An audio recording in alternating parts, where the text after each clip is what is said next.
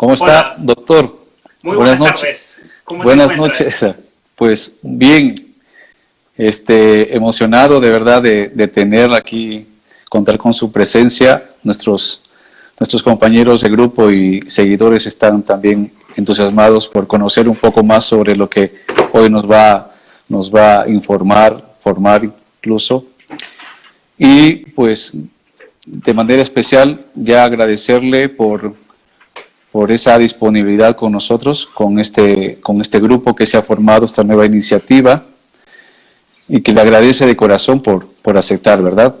Sabemos que usted tiene muchas responsabilidades, da clases virtuales, tiene muchas conferencias, no charlas, así que gracias por ese espacio y le agradecemos muchísimo, Pablo. Bueno, gracias a ustedes también por haberme tenido en cuenta, haberme invitado ya hace tiempo, así que finalmente lo podemos concretar ahora y para mí es una alegría enorme, especialmente hablar de estos temas que son tan importantes para la formación personal de cada uno. Sí. Ya les más o menos estaba comunicando a los muchachos, a la gente que se está conectando, de que el doctor Pablo es doctor en filosofía, política y uno de los grandes conocedores de la ideología de género, ¿verdad? Así que es para nosotros un orgullo también porque es latino y nos sentimos muy identificados con usted, así que cuente con nuestro apoyo también incondicional y estamos para servirle en lo que se puede. Bueno, muchas gracias. Muy bien, para iniciar, no sé si sería mucha imprudencia que para poder entrar un poco en esta dinámica de conversación, que nos vaya contando cómo usted, pues, le ha nacido esta iniciativa, esta vocación por la búsqueda de la verdad. Me parece que desde muy pequeño he escuchado en unas entrevistas este cultivo de la razón, ¿verdad? Y que quizás ha surgido en su persona esta gran pregunta de seguir, ¿no?, en esa estructura dominante de la desinformación, de la manipulación, o de verdad ir contracorriente, porque esto es de verdad, es ir contracorriente entre una sociedad de que nos para desinformando, manipulando la información sistemáticamente, y que vemos en usted esa clara referencia de que no, o sea, hay esperanza, podemos decir, hombre, tenemos todavía fe de que hay gente de verdad que se esfuerza, busca por encontrar la verdad, y queremos que más o menos nos vaya contando esta vocación tan noble por buscarlo. Bueno, mira, justo ayer estaba leyendo a la mañana, a mí me gusta levantarme muy temprano. En el invierno es todavía de noche cuando me levanto. Ahora en verano, especialmente al vivir cerca del Polo Norte, tenemos muy pocas horas de oscuridad, de hecho. Entonces cuando me levanto, aunque sea muy temprano, ya está el sol. Entonces me encanta mucho. Yo vivo junto al bosque y tengo una silla de madera que me he armado, que es bastante cómoda. Y yo por las mañanas me hago una taza de café. Los argentinos tomamos mate generalmente, pero por una cuestión de no encontrar mate en la zona donde yo vivo, si bien hay argentinos, seguidores que viven en Canadá que ya me han conseguido, pero tengo que simplemente ir a buscarlo. El mate es una bebida muy tradicional de Argentina, pero tomo café. Como no tengo mate, tomo café. Me gusta sentarme al amanecer y, bueno, escuchando los sonidos de los pájaros y demás, y me gusta siempre leer por 2 o 3 horas por la mañana antes de ponerme a trabajar, de ponerme a escribir, dar cursos o lo que sea. Y es interesante que a un autor que yo comencé a leer cuando tenía tal vez unos 15 años, que se llama Gilbert, o Gilbert en inglés, Keith Chesterton, muy conocido, un autor que yo recomiendo enormemente, todos sus libros. De hecho, una de las cosas que estoy haciendo ahora de a poquito es ir armando una lista de orden recomendado, ver qué libros de Chesterton leer, por dónde comenzar. Pero yo recomiendo lean todo porque es impresionante la visión que tenía ese hombre y tan actual. Yo creo que Chesterton es más actual que nunca. Y ayer estaba leyendo un libro, de a poquito me estoy comprando las obras completas de él, son más de 40 tomos, que tuve la oportunidad de leer, como te decía, a partir de los 15 años hasta la edad más o menos de 23 años o 22, me leí absolutamente todos los libros de él, que fue realmente un gozo. Hay lecturas que uno lee y realmente te atrapa. Y me llegaron algunos de los tomos en inglés, ¿no? Que voy comprando de a poco, y uno de ellos era un tomo donde hay un libro que se llama El Hombre Eterno. Es un libro que siempre estuvo en mi casa, siempre lo quise leer de niño, y mis padres me decían, no, todavía no tienes la edad para leer ese libro. En mi casa teníamos muchos libros, como ves aquí atrás tenemos muchísimos libros de literatura además, Y entonces, ayer a la mañana estaba leyendo este libro y encontré una frase impresionante que la puse, me armé ahí nomás un posteo en Instagram, que dice así, los muertos, solo los muertos son los muertos van a favor de la corriente, solamente los vivos son los que pueden ir en contra. Una frase muy poderosa, ¿no? El que está vivo. Entonces me puse a pensar, a ver, ¿qué significa en este contexto estar vivo? Porque podemos tener una vida biológica, respirar y demás, pero estar muertos intelectualmente, es decir, una muerte intelectual. Y una muerte intelectual que hoy día es causada por muchos medios, especialmente por los medios de desinformación masivos, medios masivos de desinformación, por las noticias, que está todo tergiversado, está todo armado para que el intelecto se vaya en una dirección. Es decir, la gente hoy en día vive un nivel de manipulación que es impresionante. Y yo una de las cosas que yo agradezco a mi familia siempre es el nunca haber tenido televisión. Para mí ha sido una ventaja impresionante el momento de poder analizar la realidad, el momento de poder estudiar, de poder leer, porque después, en los años, recientemente que he estado estudiando mucho las cuestiones de neurobiología, se lo voy a mencionar en el curso para padres que voy a dar en agosto, los efectos que tiene la pantalla, los efectos que tiene la televisión en el cerebro, especialmente en la etapa de desarrollo del cerebro, son impresionantes. Y son muy malos. Son muy malos porque como el cerebro tiene algo que se llama la plasticidad cerebral, se va acomodando, el cerebro tiene funciones que son impresionantes, pero sin embargo es también posible dañarlo a causa de esta plasticidad cerebral, y uno de los daños más grandes que ocurre en el cerebro es por la pantalla. La pantalla, ya sea por la luz que transmite, la luz azul que se llama, pero también por el modo de presentar imágenes e información que puede llegar a atrofiar algunas de las funciones del cerebro. Yo gracias a Dios eso no lo tuve nunca, porque nunca vi televisión, en mi casa nunca tuvimos televisión, salvo ver una película, ir a algún vecino cuando vi un partido del Mundial, por ejemplo, Argentina en mi caso, tengo recuerdos del Mundial del año 90, por ejemplo, yo vivía en un lugar, en un pueblo, en la montaña, y había un vecino que tenía televisión, entonces íbamos a ver el partido ahí, por ejemplo. Pero más allá de eso, gracias a Dios nunca se me contaminó la mente con la televisión, siempre leía libros. Y me preguntaste cómo surgió ese amor por la verdad. En mi casa teníamos muchas historietas, los clásicos, ¿no? Escritos en los años 30, 40, 50, y no sabía leer yo tenía 2, 3, 4 años, entonces fue mi deseo de entender qué decía eso lo que me llevó a aprender a leer. Yo recuerdo que le preguntaba a mi mamá, a mi papá, a ver qué dice en ese cartel de un negocio, ¿no? Que decía supermercado, por ejemplo. Y así fue cuando yo a partir de los 4 años comencé solo a hacer una conexión entre lo que decían las letras y lo que sonaba, la pronunciación. Hasta que un día me di cuenta que la E era tal cosa, que la P era tal otra. Y así fue como yo aprendí a leer, ¿no? Aprendí a leer cuando tenía 5 años. Yo recuerdo estar en jardín de infantes y ya sabía leer. Aunque nunca lo manifestaba. Para mí era normal que un niño se diera cuenta de leer solo. De hecho, yo fui al primer grado y me sorprendí de que mis compañeros no sabían leer. Entonces yo les enseñaba. Muchos dicen que dónde que tienes para enseñar o didáctico y demás. Pero yo recuerdo, mira, yo creo que es algo natural también, porque cuando tenía 6 años, yo tengo recuerdos cuando tenía 6 años de enseñarle a mis compañeros a leer. Yo recuerdo que por ejemplo, mira, cosas de niño, yo me sentaba en el fondo porque como ya sabía leer, entonces la maestra me ponía en el fondo y me traía, y yo le agradezco enormemente a esa maestra si me escucha, gracias enormes, porque ella, en vez de haberme tratado como igual, como lo propone el comunismo, tratar a todos por igual, ella hizo una diferencia, y ella entonces me traía siempre libros para leer. Entonces me decía, por ejemplo, hoy vamos a enseñar la A, la E, la I, las vocales. Y ella me traía un libro de historia argentina, por ejemplo, de historia americana, me lo ponía. Y eran libros buenísimos porque tenían letras grandes, tenían dibujos, todo. Y yo me leía. Mi primer grado fue leer, yo iba a la escuela a leer. Mi segundo grado, yo no hice tampoco segundo grado. Segundo grado recuerdo que llevaba los libros. Tengo recuerdos de haber llevado libros de corazón, del mundo de Nietzsche, Mark Twain. Son recuerdos que tengo bien grabados en mi cabeza.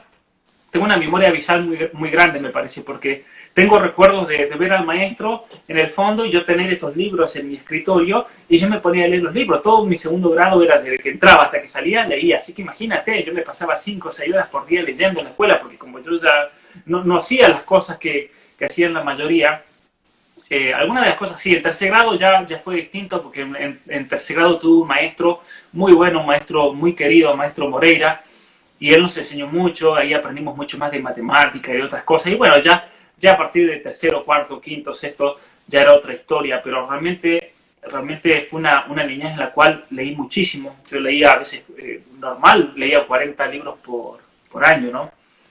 Y yo creo que eso también te da un amor por la verdad y por conocer y especialmente por tratar de entender la realidad. Tú tienes que imaginarte de que yo estaba en un pueblo en medio de la montaña, tenía un contacto muy fuerte con la naturaleza también. Entonces tienes que imaginarte que yo tenía 7, 8, 9 años y yo me iba a veces por una semana, por 2 semanas a la montaña, en medio de la cordillera de los Andes, dormíamos a la intemperie y de noche tú mirabas y era un cielo gigantesco, un cielo con las galaxias. De hecho, por la UNESCO está declarado esa zona donde yo me crié, en Barrial San Juan, como uno de los cielos más límpidos, más claros del mundo, ¿no? De hecho, por eso hay un telescopio muy grande ahí, hay muchos investigadores de la NASA, de Alemania, de distintos países. Y a mí me comenzó a interesar mucho la astrofísica y me comenzó a interesar mucho el universo. Y especialmente el explicar el origen. Yo me preguntaba mucho, a ver, ¿de dónde salió el universo? ¿De dónde viene todo esto? ¿Para qué? Me hacían muchas preguntas filosóficas. Claro, hasta que un día descubrí que existía una ciencia que se dedicaba a responder todo eso. Y a mí me gustaba, siempre me ha gustado mucho la matemática, la física, la química, la biología. Son materias que incluso el día de hoy siempre leo libros, ¿no? Para mantenerme actualizado y aprender mucho más, la genética, la biología. Pero sin embargo, hay una ciencia que va más allá de todo eso, y fue la única ciencia que propiamente a mí me llenó realmente, que me dejó satisfecho, que fue la filosofía.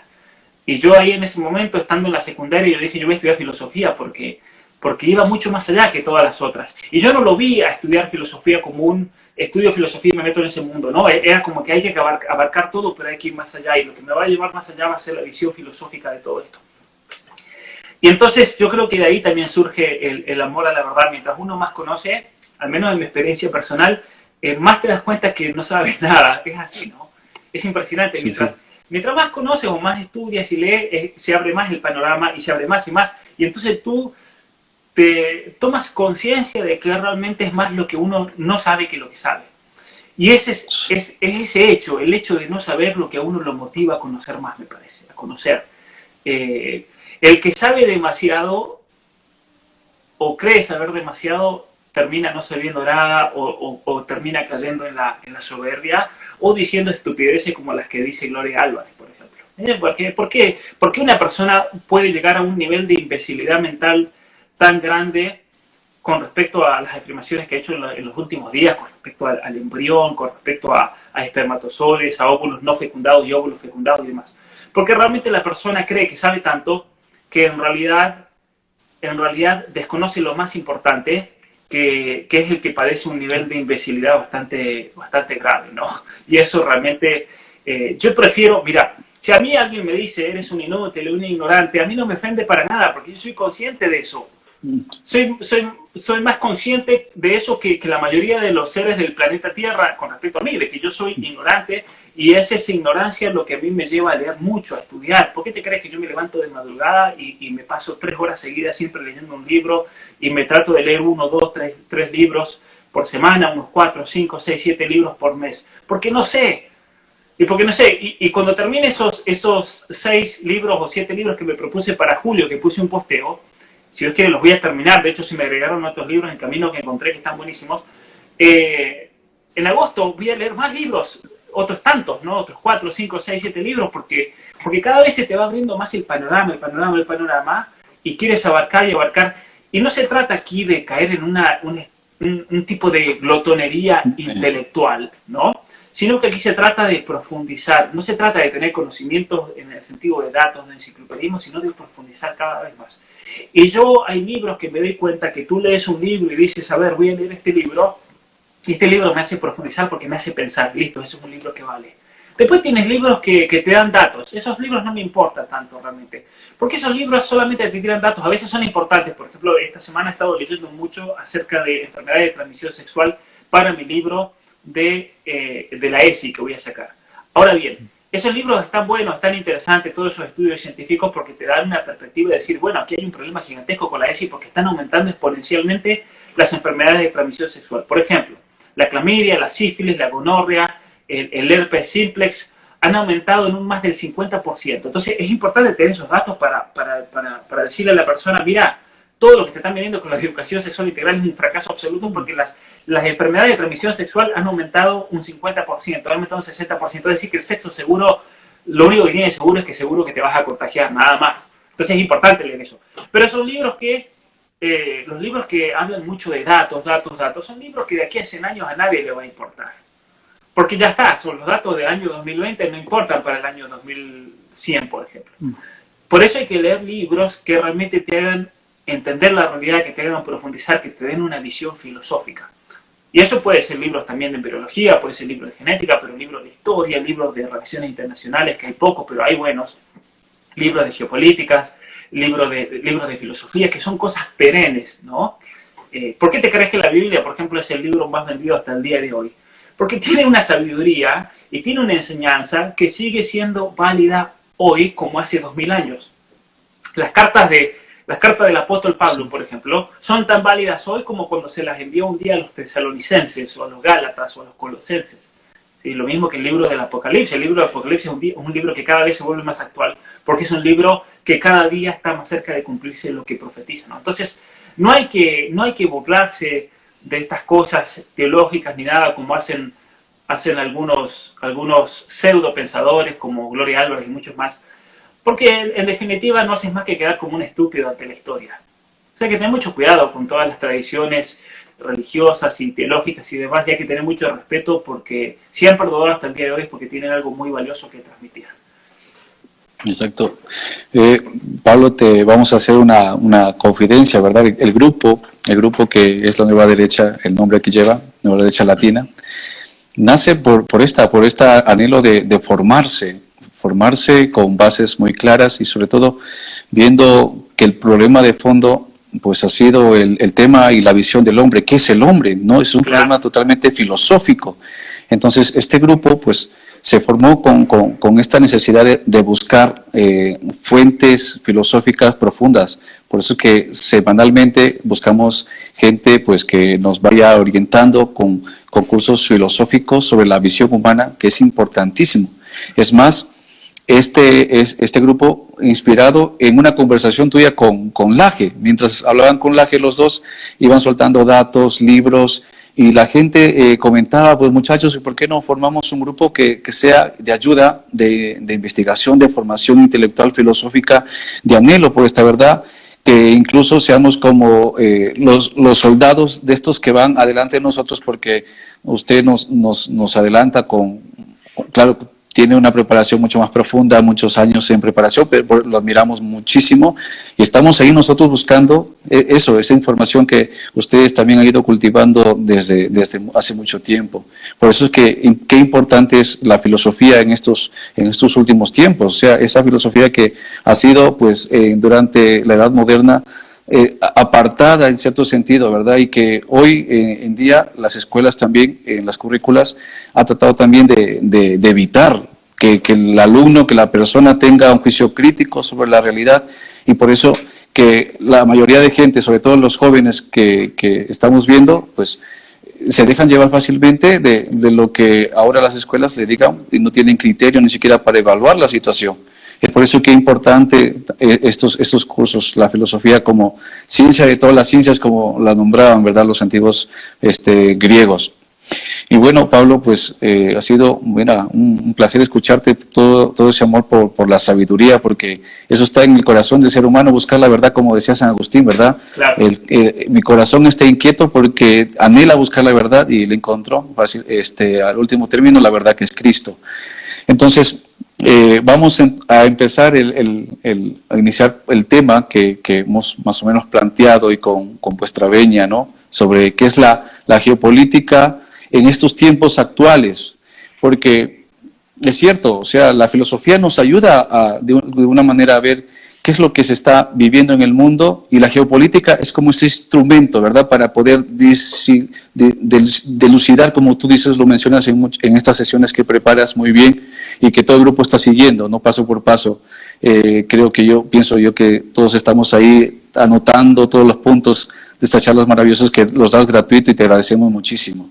Entonces, es la geopolítica como este instrumento que nos ayuda a ver la realidad y sobre todo cómo el poder se va manejando, que el poder tiene mucho que ver en este momento y cómo podemos nosotros dar o ver con claridad qué hay detrás de todo lo que hemos vivido en esta pandemia en estos últimos tiempos. No sé, mira, que nos cuentes más o menos cómo la geopolítica ahora la estamos viviendo y cómo la podemos aplicar. Mira, yo creo que la geopolítica es una especie de ciencia, por así decir. No es ciencia completamente porque la geopolítica depende muchas veces de los datos que uno tenga y muchas veces los datos pueden ser parciales, los datos pueden ser basados en hipótesis o teorías que tal vez tengan mucha veracidad, pero a veces es muy difícil comprobarlo en el momento. Voy a dar algunos ejemplos.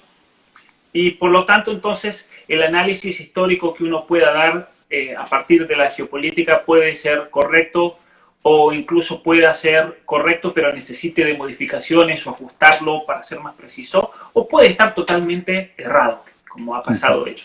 Ahora bien, la geopolítica como ciencia es una ciencia que surge allá por el siglo XIX, que hace referencia, como dice la palabra geo, a la geografía, es decir, a todos aquellos elementos que pueden hacer de un país una gran nación.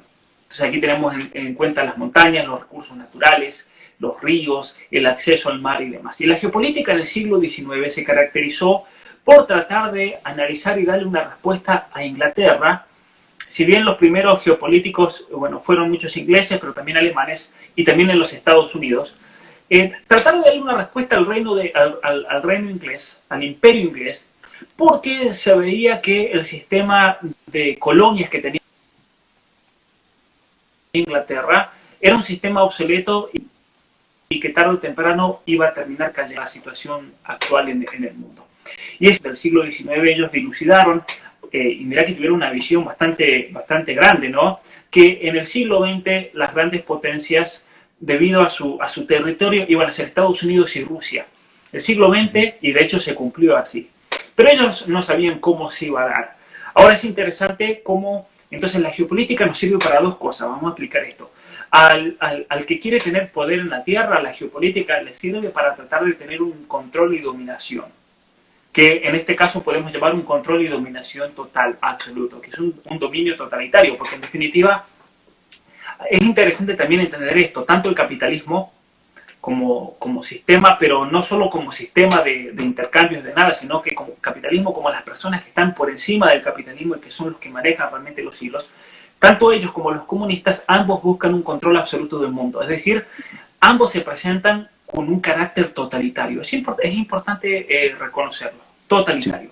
Ahora bien, cuando se viene entonces en el siglo XX esa realidad de Estados Unidos por un lado y Rusia por la otra, que van a tomar control, por así decirlo, van a tratar de luchar por ese poderío a nivel mundial, es cuando tenemos la Primera Guerra Mundial, una Primera Guerra Mundial que hoy en día hay que verla como desde un punto de vista estratégico, fue el modo tanto de Inglaterra como de los Estados Unidos principalmente para tratar geopolíticamente de cortarle las raíces a ese imperio ruso, el imperio ortodoxo del zar, que se manifestaba como la gran potencia del siglo XX. ¿Qué hicieron? Lo destruyeron totalmente, como sabemos. En el año 1917 tenemos la revolución bolchevique. Es una revolución que está financiada desde Inglaterra, desde Alemania, porque Alemania también veía como un problema a Rusia, pero también está financiada desde la banca de Nueva York. ¿Y qué hacen con Rusia? Mira qué interesante, porque muchos creen que atacando el comunismo hacen una defensa del capitalismo. En realidad lo que pasa es que la Unión Soviética se convierte en un capitalismo de Estado, que eso es el comunismo. Eso hay una coincidencia muy grande entre el capitalismo y la Rusia soviética, en el sentido en que los soviéticos, los bolcheviques que toman Rusia, ellos hacen un arreglo absoluto de la economía mundial, de la economía soviética, Rusia,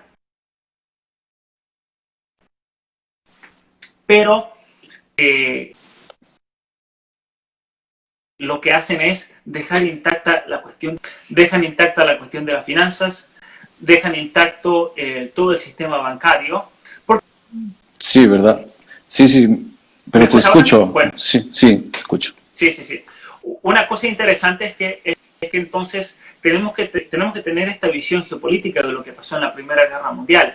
Tuvimos la Unión Soviética, pero era una Unión Soviética que en definitiva siempre fue servil o servicial a los intereses banqueros, por así decir, de aquellos que la crearon y que apoyaron su surgimiento y creación y demás.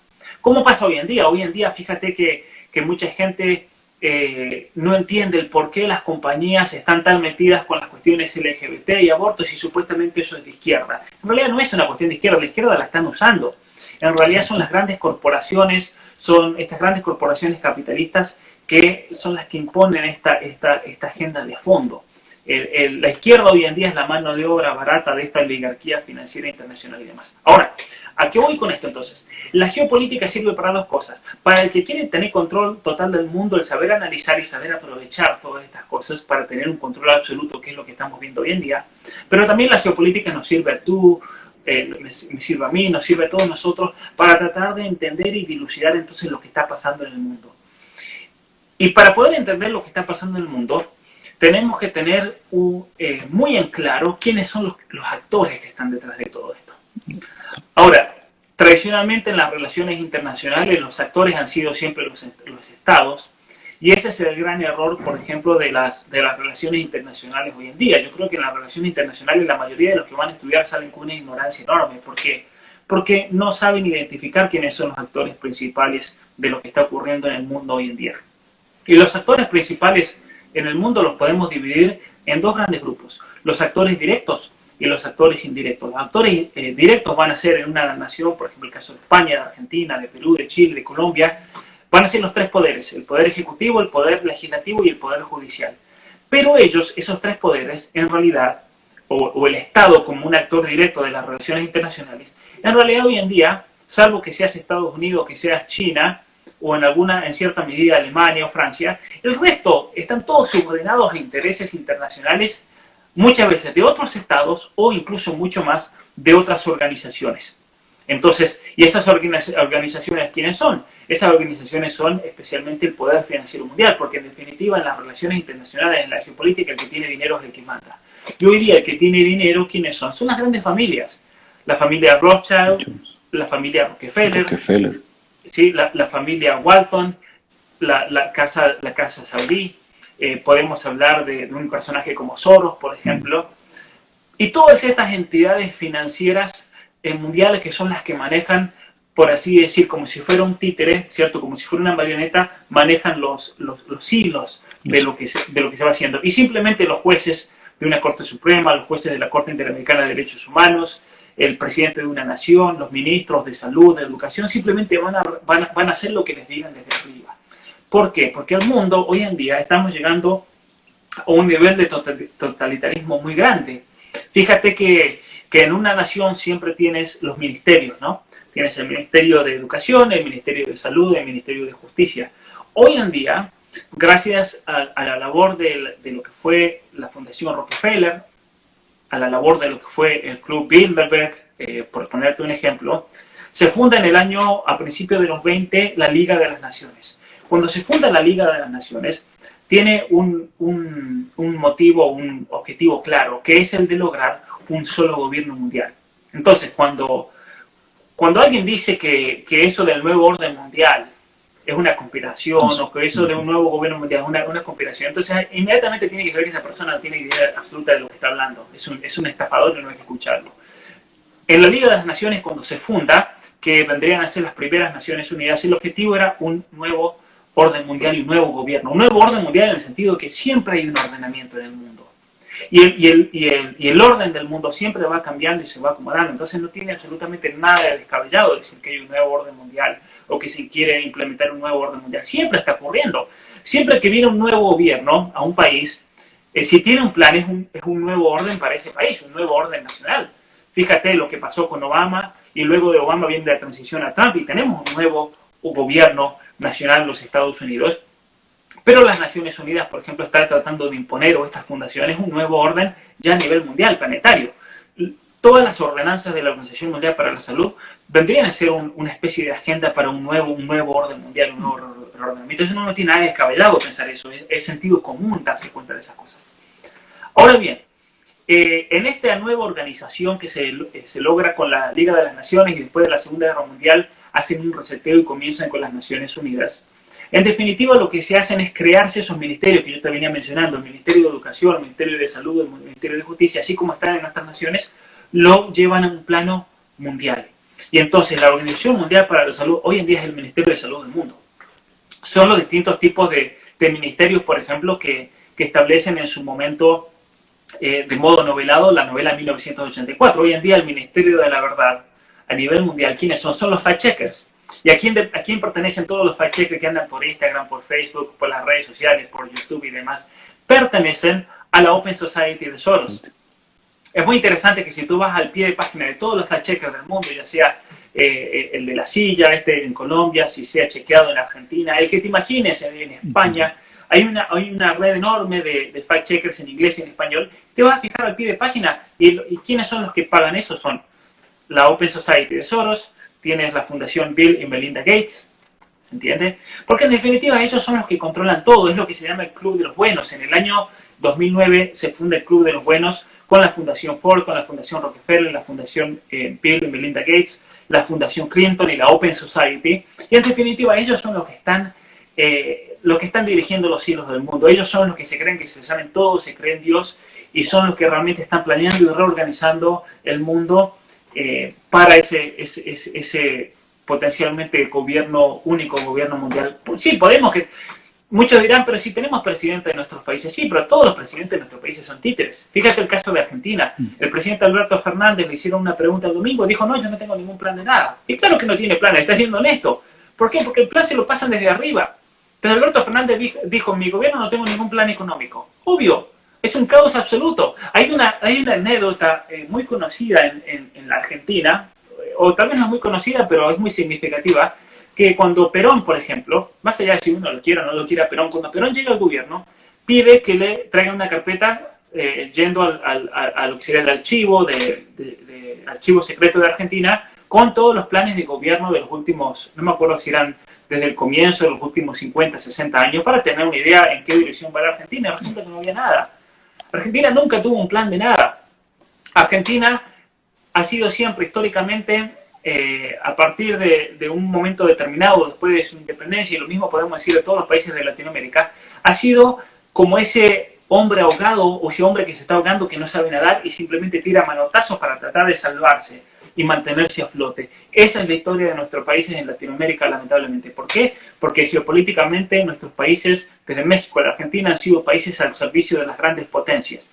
Ahora, eso que decíamos anteriormente, que Argentina está al servicio del Imperio Inglés, o de Estados Unidos, o lo que sea, eso ya se está dejando de lado, porque incluso Inglaterra, incluso Estados Unidos, incluso Canadá, están al servicio de otras potencias que son mucho más grandes, que son las grandes fundaciones y los grandes poderes internacionales, especialmente financieros del mundo, que son realmente los que controlan absolutamente todo hoy en día, que son los que están detrás de todas las ordenanzas de la cuarentena, detrás de toda esta pandemia, son los que están detrás de todas las medidas que se están tomando a nivel mundial, en algunos países más que en otros, pero es increíble cómo realmente están operando. Y yo creo que con esta crisis que se ha creado con el coronavirus, se está cumpliendo lo que veníamos denunciando desde hace tanto tiempo, que simplemente todo esto es un plan que se está poniendo en práctica. Hay una autora española que yo compartí dos videos ayer en mi página web de ella, dos entrevistas, y es interesante porque ella tiene un libro de Club Bilderberg que salió en el año 2014, y ahí ella analiza un documento del Club Bilderberg y de la Fundación Rockefeller en la que ellos dicen, vamos a crear una pandemia, tenemos que poner una situación de pandemia para tratar de resetear el orden mundial. Eso es claro, eso estaba dicho. Yo tengo un documento del año 2010 y lo estaba hablando los otros días con José Arturo Corrachino. En el 2010 salió un documento de la Fundación Rockefeller sobre cómo proceder en el futuro, todo un plan de reorganización mundial. Se habla ahí del tema de disminuir la población, el control de la ecología, del cambio climático, todos en realidad son todas herramientas de manipulación para ellos salir con la suya. Y lo gracioso es que todos estos ecologistas, estas feministas, estos LGBT, toda la ideología de género, todos los que están con la ESI, en realidad son todos unos tontos al servicio de todos estos grandes poderes, porque así son la mano de obra barata, todos los que andan con el indigenismo y demás. Lo expliqué en el curso de Relaciones Internacionales, toda la cuestión del indigenismo, los mapuches en la Argentina y en Chile. En realidad todos trabajan para Inglaterra, de hecho, trabajan desde Inglaterra para intereses internacionales de estas fundaciones, especialmente los Rockefeller. El que conozco un poco de minería, yo conozco mucho de la minería porque de hecho ellos entraron mucho en mi provincia, en San Juan. ¿Quiénes son los que están detrás de la minería en la Argentina, pero también de las exploraciones petroleras? Son los Rockefeller, la familia Rockefeller. Entonces la familia Rockefeller, a ellos les conviene que surja todo este movimiento indigenista, que está todo pago por ellos. Tienen la sede en Bristol, la nación mapuche, porque a ellos les conviene que entonces haya caos social, que en Chile se armen. De hecho están armando a los mapuches, en Argentina también, la RAM. En Perú también. En Perú también, para que algún día, en Perú pasó mucho. En Perú, por ejemplo, yo incluso en el curso de Relaciones Internacionales mencioné el caso de una reserva que el gobierno, eso fue una cosa insensata, el gobierno peruano le da a una tribu indígena el control total, porque con todo eso del indigenismo y demás. ¿Y qué pasó? Ahora las petroleras y las mineras están yendo a esas reservas y hacen contrato con los indios. ¿Y a los indios con qué los compras? Con todo respeto, pero a las comunidades indígenas, lo veo aquí en Canadá, ¿con qué los compras? ¿Los compras con un paquete de cigarrillos? ¿Los compras con 2 botellas de whisky? Con marihuana, con un poco de droga y ya está. Eso es lo que pasa en Canadá. También en Canadá, acá al norte, hay naciones indígenas y vienen las mineras y aquí hay exploraciones de oro muy grandes en esta zona en Ontario, pero son todas en los territorios indígenas. Entonces los indios le dan 10 pesos y los indios andan todos contentos porque tienen para la cerveza, mientras los están reventando las mineras. Y lo mismo va a pasar en la Argentina, lo mismo va a pasar en Chile con la creación de todas estas naciones araucanas y demás. Por eso hay que saber pensar y ser inteligente. Y a mí me gustaría que los mapuches, por ejemplo, escuchen esto y se den cuenta que los están usando. Los están usando para una causa geopolítica mundial, a los indigenistas, a los ecologistas. Mira, te voy a contar una cosa, todo esto de las energías verdes y renovables, todo es una gran mentira, es una estafa gigantesca. ¿Por qué? Porque son las mismas petroleras las que tienen la energía verde, las energías renovables, toda la energía eólica y demás. Y en definitiva son ellos los que están forzando a los países a invertir en las energías renovables, pero en definitiva lo que están haciendo es que los gobiernos paguen miles de millones de dólares en energías renovables que no son para nada renovables, que salen muchísimo más caras, que a la larga no producen tanta energía. ¿Y a dónde va a terminar ese dinero? Va a terminar el dinero a las mismas compañías que son las que están haciendo lo otro. Entonces, juegan para los dos lados, estos no son ningunos tontos. ¿Sí? Es como en la Unión Soviética. En la Unión Soviética todo el comercio, perdón, en la época de la Guerra Fría, todo el comercio de armas, el comercio de armas estaba contentísimo con la Guerra Fría. ¿Por qué? Porque le vendían armas al gobierno argentino y le vendían armas a los terroristas, por ejemplo. Le vendían armas al gobierno de Fujimori y le vendían armas a El Sendero Luminoso en Perú. Lo mismo en Colombia, le vendían armas al gobierno colombiano, le vendían armas a la FARC. Entonces imagínate, estos hombres, el poder financiero mundial que está detrás del comercio de las armas, que está detrás del comercio de la droga, son las mismas personas, son los mismos bancos, son las mismas organizaciones. Obvio que ellos estaban contentísimos con eso, porque ganaban por derecha y por izquierda, y por mientras todos los tontos creyéndose que aquí estamos luchando por... o sea, es realmente importantísimo, porque de fondo aquí tenemos una guerra cultural, de fondo. Por eso cuando tú me dijiste, nos estamos formando acerca del hombre, de la filosofía, es lo más importante que hay que hacer. Porque esta es una guerra cultural de fondo y que después tiene consecuencias en la educación, tiene consecuencias en la economía, tiene consecuencias en la política de una nación. Pero de fondo es una lucha cultural e ideológica. Y mientras más tonta la gente, mientras más ignorante, mientras más confundidos, entonces mejor. Y te voy a contar algo. Tú y tus compañeros, que yo estoy muy contento con lo que están haciendo, ustedes se están formando. Y así como están ustedes, hay muchos otros jóvenes que se están despertando y eso es importantísimo. Entonces, ¿qué hace el poder financiero mundial? Veámoslo desde un punto de vista geopolítico, porque el poder financiero mundial va a decir, a ver, tenemos un Agustín Laje que está hablando en contra de esto y no lo podemos controlar, lo podemos censurar y demás, pero ya está. Lo tenemos a tal otro que también se nos ha ido por otro lado y no tenemos cómo silenciarlo. Lo tenemos a tal otro y entonces tenemos una Chinda Brandolino, tenemos una Sarah Winter, tenemos que nos están denunciando, por decirte nombre, hay muchos, José Arturo Parracino, Marcelo Bullo y demás, Lupe Batallán. Entonces ellos dicen, a ver, saquemos una pensadora, saquemos a alguien que parezca modelo, que sea atractiva y esto y aquello, y ella va a ser la que los va a ir a confundir y va a traer de meter divisiones, y ella va a tratar de dar una visión, pero es una visión falsa. Entonces, mientras estén confundidos, no importa, que se lleve 10.000 millones de seguidores, si quiere, y es ahí cuando viene una Gloria Álvarez, por ejemplo, en esto. Entonces hay que verlo también desde un punto de vista geopolítico. Hay profetas, por así decirlo, y hay falsos profetas. Y a los falsos profetas, ¿cómo lo vas a distinguir hoy en día?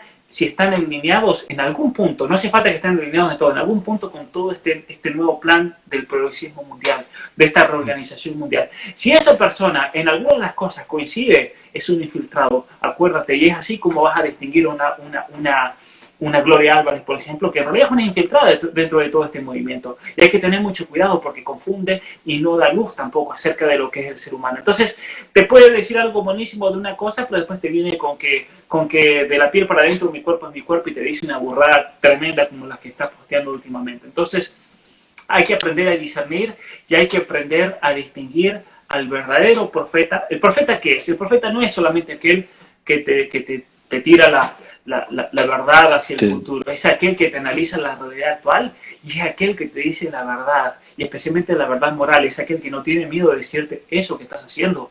Ese acto es un acto que te va a llevar a tu propia destrucción, porque no va de acuerdo a tu dignidad como ser humano. Pero para eso hay que entender qué es el ser humano, que es lo que es lo más importante. Ustedes, si me preguntan por dónde debemos comenzar, es lo que tú ya dijiste. Queremos entender qué es el ser humano y entenderlo desde un punto de vista filosófico, que es importantísimo, es la clave. Y después, obviamente, que está toda la cuestión teológica, pero es importante entender la cuestión espiritual, que es una cuestión filosófica, ¿no? La cuestión del alma, la cuestión del intelecto, de la libertad, la cuestión de la voluntad, la cuestión de la estructura misma del ser humano y los distintos niveles afectivos, psicológicos, espirituales, intelectuales, volitivos. Es importantísimo entender eso, porque solamente así vas a poder dar una propia respuesta política, económica, educativa a la realidad del ser humano. ¿Por qué la educación es una basura en Latinoamérica? Porque ningún ministro de educación se pregunta qué es el ser humano primero, y tampoco se preguntan qué tipo de ser humano quieren tener a los 17 años. Ni se lo preguntan, ni se lo cuestionan. Si tú me das un niño a mí, me vas a decir, Pablo, a ver, tengo un bebé que mi esposa y yo no lo podemos, supongamos, no lo podemos tener por muchos motivos, nos vamos a morir, te lo dejamos a ti porque tú tienes una visión. A ver, entonces me das un niño, un bebé, y yo voy a decir, a ver, este niño, Juanito, cuando tenga 17 años, ¿qué tipo de ser humano? Teniendo en cuenta sus condiciones, su carácter, cómo se vaya desarrollando, qué tipo de ser humano quiero que Juanito sea cuando tenga 17 años. Y voy a hacer todo lo posible para que ese niño tenga todos los elementos y que tenga todas las herramientas para que a los 17 años ese niño sea la visión que yo tenía de él. Y ahí está la gran habilidad de ser padre, porque el padre tiene que tener una visión también. Y eso es algo que yo le voy a decir a todos los padres en mi curso del mes que viene. ¿Qué visión quieren tener? Y por eso yo también es un curso que lo tengo abierto para todo aquel que quiera formarse y crecer. Porque mira, tú tienes que tener también una visión de aquí a 5 años. Tienes que planteártelo. A ver, yo de aquí a 5 años, ¿quién quiero ser? ¿Qué tipo de persona quiero ser? Y una vez que tú te planteas ese ideal, comienzas a trabajar en los medios que te van a llevar a eso. A ver, tengo que dejar, por ejemplo, tengo que dejar de hacer esto porque eso está mal o eso no me lleva realmente a ser una persona plena. Tengo que mejorar en aquello otro. Quiero, por ejemplo, aprender a hablar inglés o aprender a hablar alemán. Quiero leer más. Quiero leer, suponete, 2 libros por mes. Entonces, bueno, me voy a proponer eso. De aquí a 5 años yo quiero ser esta persona. Quiero estar recibido en tal carrera. Entonces, ponerse objetivos. Y eso es algo que lo tenemos que hacer absolutamente todos. ¿Por qué muchas veces las personas caen en la desesperación o en la desesperanza o caen en una especie de depresión existencial? Porque no tienen un objetivo. ¿Sí? No tienen. Ya se recibieron, ilusiones. Claro, no tienen, ya se recibieron de contadores, se recibieron de abogados, se recibieron de médicos, de lo que sea, y de repente la vida queda en una cuestión chata. No, la vida tiene que ser intensa. La vida hay que vivirla con mucha pasión, porque la vida realmente merece ser vivida. Pero para eso hay que ponerse un objetivo que diga, merezco vivir un día más para lograr eso. Y es algo que hay que hacerlo todos los días, hay que tener, por así decir, es parte de la vida, ¿no? Si nosotros luchamos por la vida, es parte también de nuestra entrega, el saber apasionarse por cada día. No importa que yo viva en tal lugar o en tal otro, no hay que tener excusas aquí, no importa. Yo puedo vivir, mira, te voy a contar una historia. Yo tengo unos amigos que ellos fueron a la secundaria conmigo y eran muy pobres. Eran muy pobres. Yo recuerdo que yo iba a la casa de adobe que se habían hecho con techo de paja, tenían el piso de tierra, entonces lo tenían que mojar para que no se levante el polvo ni nada.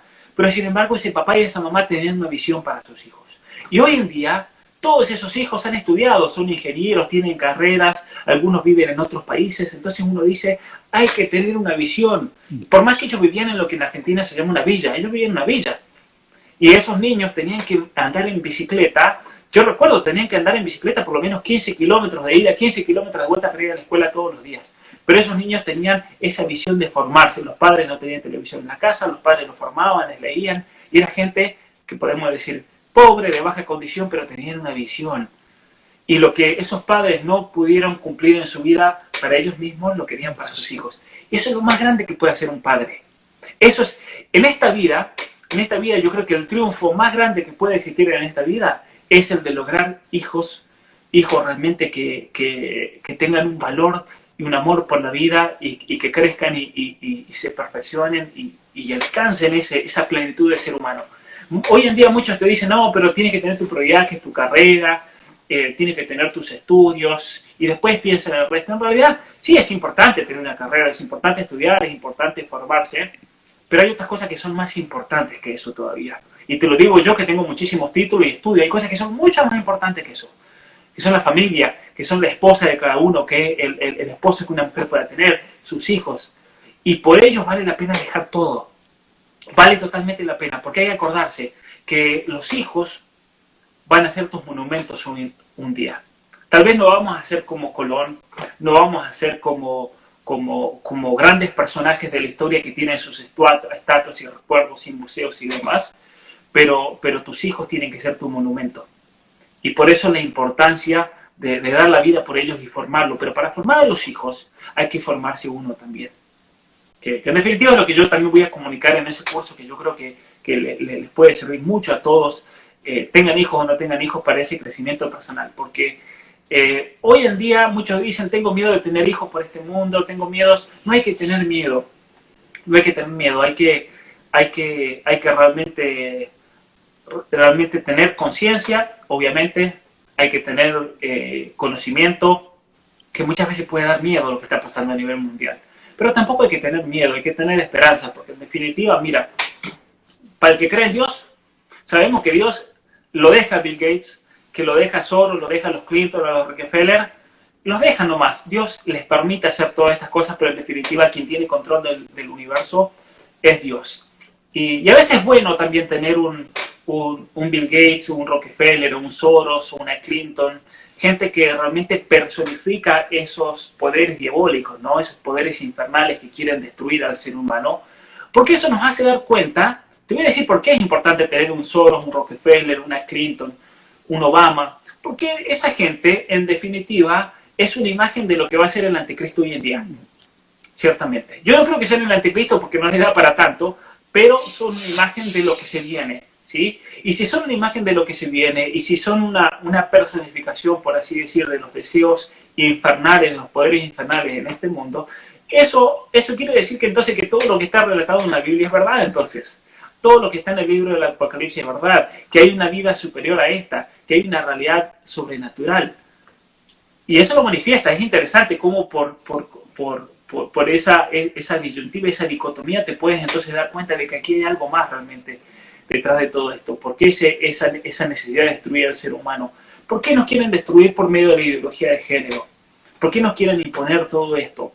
Entonces hay algo más. Si realmente el ser humano no fuese y no tuviese ese valor, nadie se la jugaría por realmente destruir la familia. Pero quieren destruir la familia, entonces tenemos que tener familias más fuertes, ¿sí? Quieren destruir al hombre, entonces tenemos que ser más hombres que nunca. Porque tu vida, la mía, mi testimonio, el testimonio de todos los hombres y después el testimonio de todas las chicas, de todas las mujeres siendo buenas mujeres, eso va a ser el mejor argumento contra toda esta ideología feminista, ideología de género y demás que nos quieren imponer, ¿sí? Mientras imagínate que uno pueda decir esto, mientras yo esté vivo, la ideología de género no va a triunfar en este mundo porque no triunfó en mí. Y eso es lo que tenemos que pensar cada uno de nosotros, ¿sí? Muchos me dicen, pero ¿cómo podemos luchar contra todo esto? Yo les decía, bueno, lean este libro, fórmense bien y vivan como hombres, vivan como mujeres, que el objetivo más grande mío es al menos que no los confundan a ustedes. Que a cada persona que lea este libro, la ideología de género nunca lo pueda vencer. Y ahí yo venzo, porque ahí está, ahí le ganamos la batalla. Sí, podrán conquistar a algunas personas que están quebradas emocionalmente, psicológicamente, pero mientras no nos laven la cabeza a nosotros, mientras no le laven la cabeza a nuestros hijos, nosotros ya triunfamos. Y eso es lo importante que hay que tener en cuenta también en todo esto.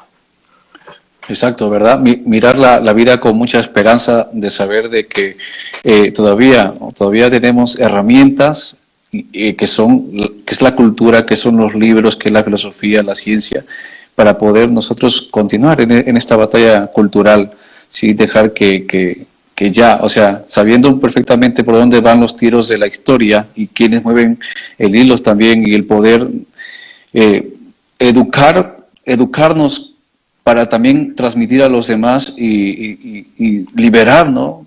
Despertar, si se puede decir, a los más pequeños, a los que vienen detrás de nosotros. Por ejemplo, tengo mis hermanos, mis sobrinos pequeños, y me gustaría también que ellos despierten, y yo también anhelo para comunicarles que, hombre, despierta, lee, infórmate, edúcate, porque no quiero que seas de la masa un borrego, que obedezcas a este proyecto, por decir así, casi diabólico, porque es diabólico, y que pienses por ti mismo y que te sientas realizado tú, sabiendo de que has pensado bien y vas a obrar bien porque sabes por dónde vas, te has formado con verdad, y eso es lo más importante, ¿verdad? Y como tú has dicho, es una preparación, es un entrenamiento, como decía San Pablo, como la vida cristiana. El que no se entrena para esta carrera, pues va a fracasar. El entrenamiento para nosotros es el estudio y la formación, y nos formamos hasta el último instante de morir. O sea, yo vivo aquí con un sacerdote, yo soy sacerdote, vivo con un sacerdote mayor que tiene 86 años, y él todavía sigue leyendo. Imagínense, está leyendo, le prestaba hace poco una tesis que he terminado de hacer y lo está continuando, filosofía. Imagínense, yo le pregunto, padre, pero a esa edad usted, sí, mientras el cerebro tenga pues la capacidad de aprender más, pues yo me siento muy bien y quiero aprender más, porque eso es el anhelo del ser humano, ¿verdad?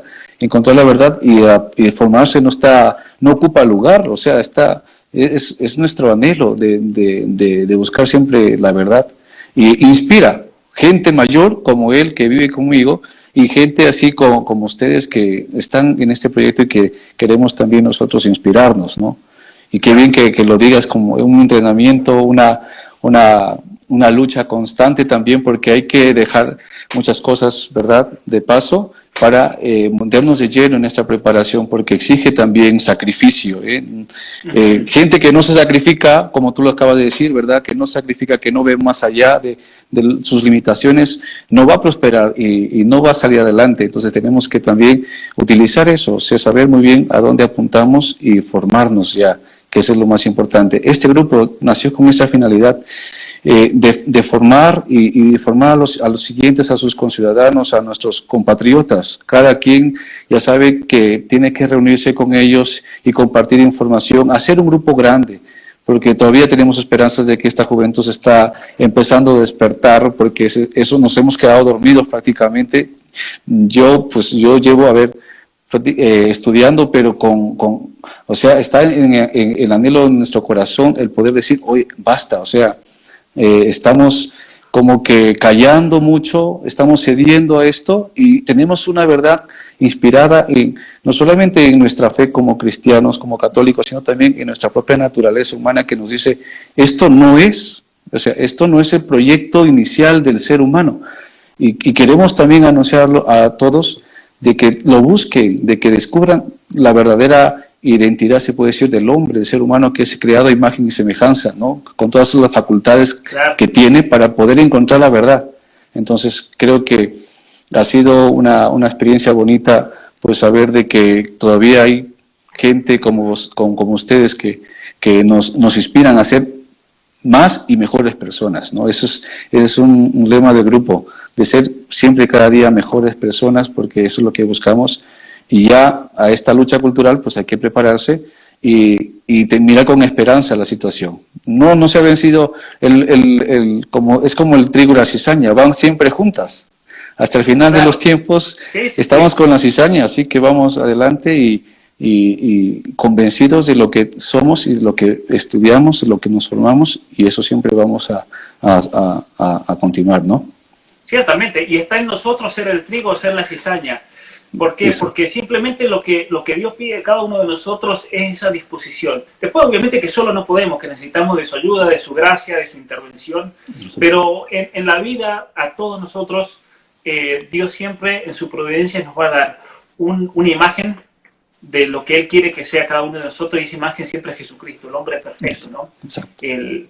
Es lo que yo estaba leyendo en ese libro que te contaba al comienzo, el hombre eterno. Solamente el vivo es el que va contra la corriente. Y el hombre eterno, en definitiva, hace referencia a Cristo en ese libro Chesterton. Cristo, que es el modelo de todo ser humano, porque es el ejemplar máximo.